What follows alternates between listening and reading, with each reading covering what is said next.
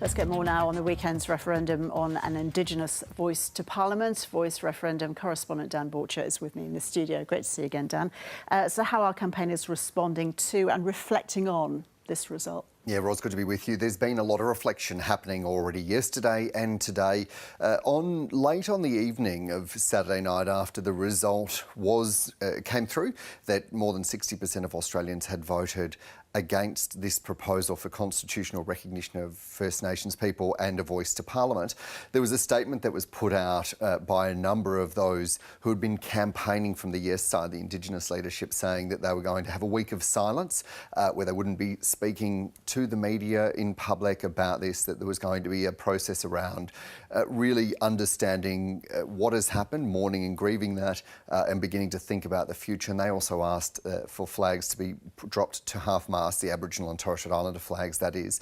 So that's been the sense from some of those leaders. The sense that I'm getting from the many, many people that have been getting in touch with me from the yes side, the no side, undecided, and those who hadn't made up their mind before heading into the booth, was this real red thread that there's a sense of unsureness about what happens now, and really raising this question of what does it now mean to be an Aboriginal and Torres Strait Islander person in this country, because after, of course, the result, people are feeling a whole range of emotions about that.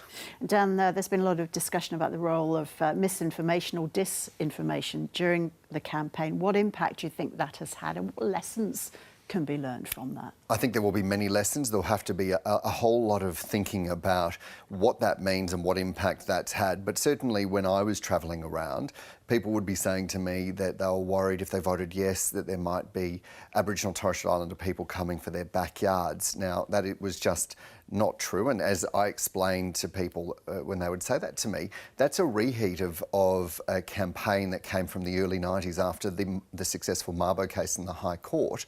And what we saw was a whole lot of other things being put out there, that Aboriginal people will get cars and houses, and you won't be able to get into schools because Indigenous people will take those spots. All of that was untrue, and whoever was putting that out there, it was surely about muddying the waters and creating a layer of confusion layered on top of the complexity of the discussion that we were having, which of course was about a change to the Constitution, but also gave rise to a whole lot of different conversations that ranged from Aboriginal and Torres Strait Islander people talking about the past, the policies, the impact of those and how that still resonates. And then on the other side, from a very vocal minority, the racism and the bigotry and the hate that we also saw as part of this discussion this year. So pulling together all the information you've had from all the conversations you've been having, what does the no result mean for reconciliation? That's a really key question. We had a whole discussion about that on that special edition of The Drum last night, and we've heard from Professor Marcia Langton on Saturday night saying, well, reconciliation is dead. Professor Ann Patel-Gray last night told The Drum that she didn't believe there was a pathway now to reconciliation, and really had a nuanced and sophisticated conversation about why that was. There's also been a whole range of views that is reconciliation the end goal for Aboriginal and Torres Strait Islander people, or is that the end goal for politicians and for the political establishment? And this is going to be one of those really tricky conversations to have, because the Aboriginal and Torres Strait Islander people that I've been talking to are generally saying they want a bigger focus on treaties and about how we have these big national conversations about being included. What that looks like in the form will, of course, emerge, I suspect, in the weeks and months ahead.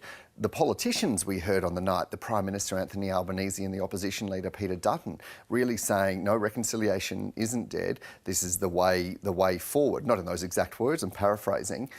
So there is going to have to be a conversation about what actually are we doing, because Ros, as you and I saw throughout this campaign, campaigners and politicians on both sides were saying, what is happening right now, the status quo, is not working. It is not moving the dial on dealing with those intractable challenges that some Aboriginal and Torres Strait Islander people are facing.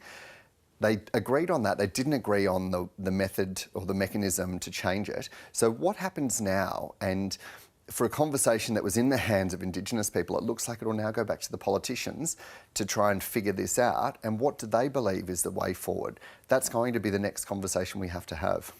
Dan, good to see you. Thank you. Thanks, Ross. And if these reports have raised any issues for our Torres Strait Islander or Aboriginal viewers, you can contact 13 Yarn on 1392 76 or visit their website.